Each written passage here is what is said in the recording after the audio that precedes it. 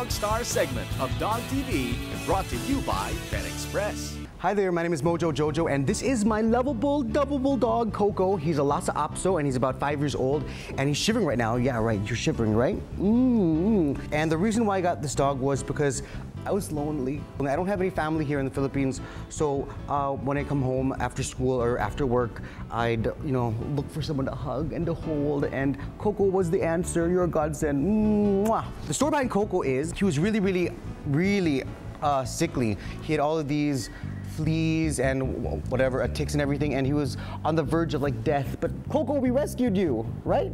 So we rescued him, nursed him back to health, and ever since, Coco's been the most loving, maarte, lovable dog that I've ever had.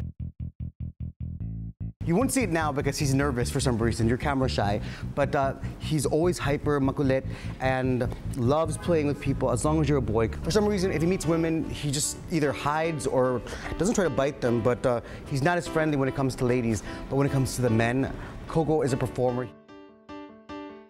He doesn't really dress up all the time. I'm just dressing him up for the camera because he's like me when he's home. He wants to be naked. Coco, come back.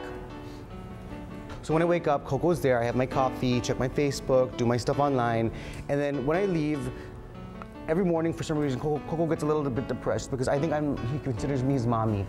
But the best thing that Coco loves are these treats. Are you gonna perform for us, Coco? Because I think he's a little bit nervous right now. Coco, but he's so nervous, he won't even eat his treat. Coco, can you smell your treats?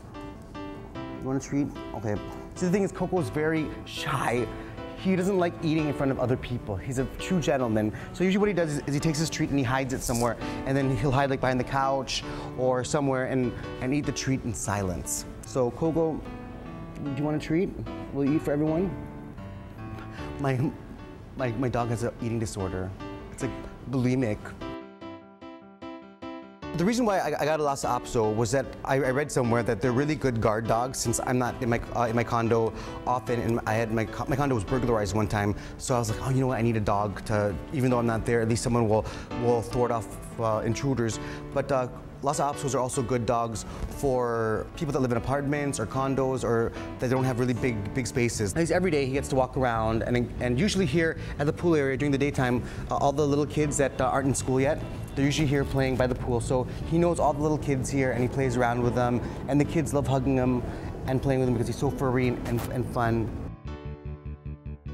Coco is a really jealous dog. He doesn't like if other dogs come in the house. I remember some of my friends have dogs. They used to bring them over to socialize, but he gets really jealous, even of inanimate objects. This past Christmas, I was given a piggy bank from my friends at Flawless. The pig you can see is super mataray.